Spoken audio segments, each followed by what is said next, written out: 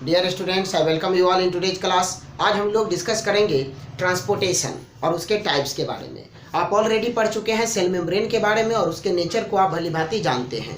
Cell membrane, जिसको हम लोग प्लाज्मा लेमा भी कहे थे या जिसको हम प्लाज्मा मेम्ब्रेन कहते हैं, वह एक सेलेक्टिव परमिएबल मेम्ब्रेन है, एसपीएम है। वह रेगुलेट करता है एंट्री और exit of the materials. Cell में क्या आएगा, सेल से क्या जाएगा, यह टोटल रेगुलेट होता है किसके द्वारा? सेल मेम्ब्रेन के द्वारा। यह आप ऑलरेडी पढ़ चुके हैं। आप याद रखिएगा कि सेल में मेनली 2 टाइप्स ऑफ ट्रांसपोर्टेशन होगा, जिसको हम लोग बोलते हैं एक्टिव एंड पैसिव ट्रांसपोर्ट। याद रखना है, एक्टिव ट्रांसपोर्ट को ही हम लोग बोलते हैं अपहिल मूवमेंट। जो एक्टिव है उसको बोलते हैं अपहिल एंड जो पैसिव ट्रांसपोर्ट है उसको बोलते हैं डाउनहिल मूवमेंट। आप इसको याद रखेंगे। जैसा आप एक सिंपल डायग्राम के सहारे देख सकते हैं, यह आपका एक हिल है और यहाँ आप 2 सिचुएशन को ध्यान पूर्वक देखें। यहाँ एक रॉक का पीस है, इस पीस को ऊपर की ओर ले जाना है। यह अपहिल मोमेंट का एक सिंपल रिप्रेजेंटेशन है। और यहाँ आप देख रहे हैं एक दूसरा पर्सन है, जिसको आप से कर लीजिए कि यह बी है और यह ए है।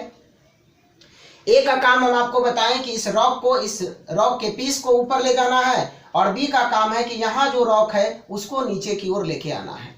अब आप बड़े आसानी से कह सकते हैं कि किस केस में एनर्जी रिक्वायर्ड है और किस में नहीं। आप यहाँ देख सकते हैं कि यह जो ए है जिसको ऊपर की ओर ले जाना है, यह मोर एनर्जी का वर्क है, इसमें ज़्यादा एनर्जी रिक्वायर्ड है। जबकि इस केस में आप देखते हैं कि लेस एनर्जी रिक्वायर्ड है। यहाँ तो इस फिगर में मोर एंड लेस का कॉन्सेप्ट है। इसको हम लोग याद रखेंगे कि जो डाउनहिल मोमेंट है उसमें एनर्जी की आवश्यकता नहीं होती है। मोमेंट होगा, ट्रांसपोर्टेशन होगा without the requirement of energy. Energy की कोई नीड नहीं है। तो पहला जो डिफरेंस याद रखेंगे, active transport it is also known as uphill movement and passive transport it is also known as what? Downhill movement. अब यह है क्या? मूवमेंट है क्या? आप याद रखिए, एक्टिव ट्रांसपोर्ट मटेरियल का ट्रांसपोर्ट होगा, ट्रांसफर होगा from lower concentration to higher concentration, जिसको हम लोग बोलते हैं अगेंस्ट द कंसेंट्रेशन ग्रेडियंट। जहां कम है वहां से ज्यादा, यहाँ पर पार्टिकल्स कम है और यहाँ पर पार्टिकल्स ज्यादा है। आप ध्यान से थोड़ा सा इस पॉइंट को समझे।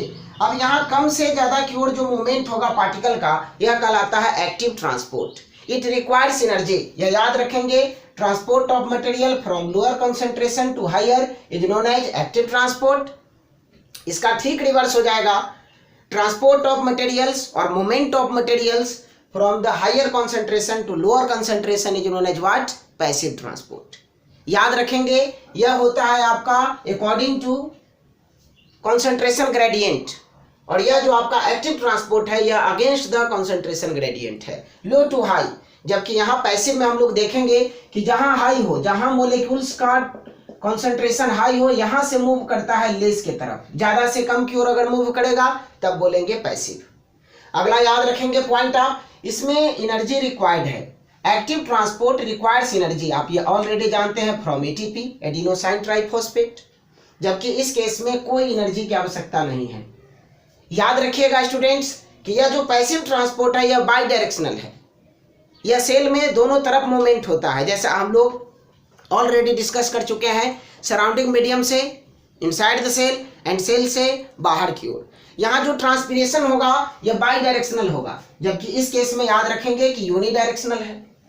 इसके अलावा आप याद रखेंगे कि जो पैसिव ट्रांसपोर्टेशन होता है इसमें मेनली मोलिक्यूल्स का जो ट्रांसपोर्टेशन होगा in the dissolve form, in the soluble form. Soluble molecules जैसे आपके oxygen, carbon dioxide, certain sex hormones, यह सभी डिजॉल्व फॉर्म में एक जगह से दूसरे जगह मूव करता है, मीन सेल से बाहर या सेल में।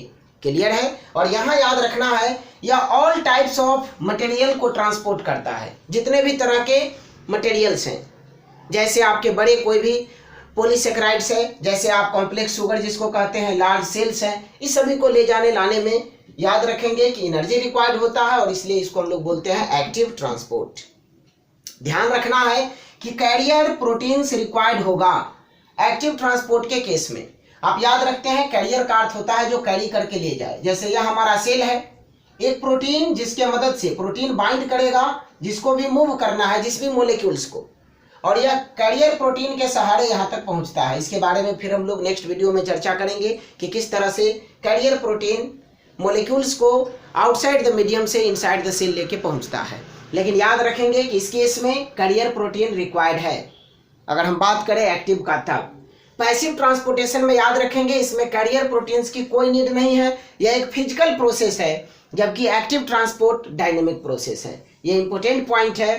Active transport is a dynamic process while passive transport is a physical process. अब इसके कुछ टाइप्स या इसके आप एग्जांपल उसको माने। एक्टिव ट्रांसपोर्ट का टाइप्स जैसे exocytosis and endocytosis. Exocytosis means what, cell से बाहर जाना, एंड इंडोसाइटोसिस मीन्स सेल में आना। आप याद रखेंगे एक्सोसाइटोसिस एंड इंडोसाइटोसिस इसके टाइप्स हो जाएंगे। और वहीं अगर हम लोग पैसिव ट्रांसपोर्ट को देखें तो ऑस्मोसिस एंड डिफ्यूजन इसके मेनली टाइप्स है। हालांकि इसमें फिर आप आगे ऐड ऑन कर सकते हैं फैसिलिटेटेड डिफ्यूजन, और भी फर्दर क्लासिफिकेशन उसका हम कर सकते हैं, लेकिन बेसिकली पॉइंट आप यह याद रखेंगे ऑस्मोसिस एंड डिफ्यूजन यह पार्ट्स हैं या टाइप्स हैं पैसिव ट्रांसपोर्ट के। आई होप कि यह दोनों पॉइंट, दोनों का जो मेजर डिफरेंस है वह आप अच्छे से समझे हो। बेसिकली जो पॉइंट है, जो मेजर डिफरेंस है एक्टिव एंड पैसिव का, वो आपको याद रखना है कि इसमें एनर्जी की रिक्वायरमेंट है एक्टिव में, जबकि passive without the need of energy from higher to lower, ज़्यादा से कम की ओर, जबकि एक्टिव में कम से ज़्यादा की ओर, against the concentration gradient. I hope आपको वीडियो अच्छा लगा हो। अगर वीडियो अच्छा लगा तो प्लीज़ चैनल को सब्सक्राइब करिए, अपने साथियों के साथ शेयर करिए, लाइक कमेंट करना ना भूलें। Thank you for watching.